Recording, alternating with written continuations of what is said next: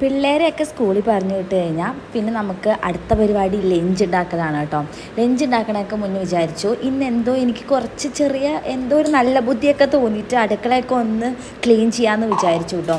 അങ്ങനെ ഫുൾ അടുക്കളയൊക്കെ ഒന്ന് ക്ലീൻ ചെയ്ത് വന്നപ്പോൾ തന്നെ നല്ല സമയമായി, 10-11 ആയിട്ടോ. എന്നിട്ട് ഞാൻ പെട്ടെന്ന് തന്നെ എന്തെങ്കിലും ഉണ്ടാക്കണ്ടേ. ഉമേഷാണെങ്കിൽ ഇന്ന് ചോറിനാൻ വരും എന്നൊക്കെ പറഞ്ഞിട്ടുണ്ടായിരുന്നു.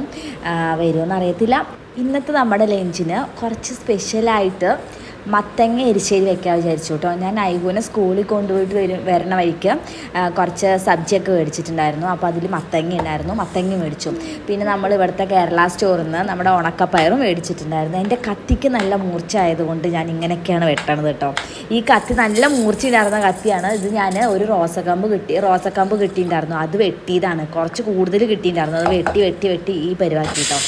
അങ്ങനെ നമ്മൾ പയറും മത്തങ്ങയും കുറച്ച് മഞ്ഞപ്പൊടിയും മുളക് പൊടിയും ഉപ്പൊക്കെ ഇട്ട് വേവിക്കാൻ വെച്ചിട്ട് കേട്ടോ.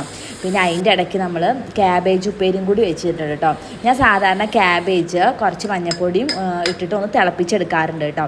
അത് നല്ലതാണെന്നൊക്കെ പറയണ കേട്ടിട്ടുണ്ട്. അങ്ങനെ നമ്മൾ അരപ്പൊക്കെ ചേർത്ത് ഒരു മത്തങ്ങ എരിശ്ശേരി വെച്ചു കേട്ടോ. മത്തങ്ങ എരിശ്ശേരി തന്നെ ഇതിന് പറയുക, എനിക്കറിയില്ല കേട്ടോ. ഞാൻ വലിയ കാര്യമായിട്ടൊന്നും വെക്കാറില്ല. നമ്മൾ ലാസ്റ്റ് തേങ്ങയൊക്കെ വറുത്തിടുന്നത് അതന്നെയായിരിക്കും. അങ്ങനെ നമ്മുടെ ആ പണി അങ്ങോട്ട് കഴിഞ്ഞു കേട്ടോ. പിന്നെ ഏറ്റവും വലിയ പണിയാണ് ഈ പാത്രങ്ങളൊക്കെ അങ്ങോട്ട് കഴുകുക. എനിക്ക് തീരെ ഇഷ്ടമല്ലാത്ത പണിയാണ് കേട്ടോ. പിന്നെ വൈകുന്നേരം ആയപ്പോൾ വിശക്കണമെന്ന് പറഞ്ഞപ്പോൾ നമ്മൾ സാൻഡ്വിച്ച് ഉണ്ടാക്കി കൊടുത്തു കേട്ടോ. ചീസും മയോണൈസൊക്കെ കുറച്ച് പച്ചക്കറിയൊക്കെ വെച്ചിട്ട് നന്നായിട്ടുണ്ടായിരുന്നു. അപ്പോൾ ശരി, ടാറ്റാ, ബൈ ബൈ.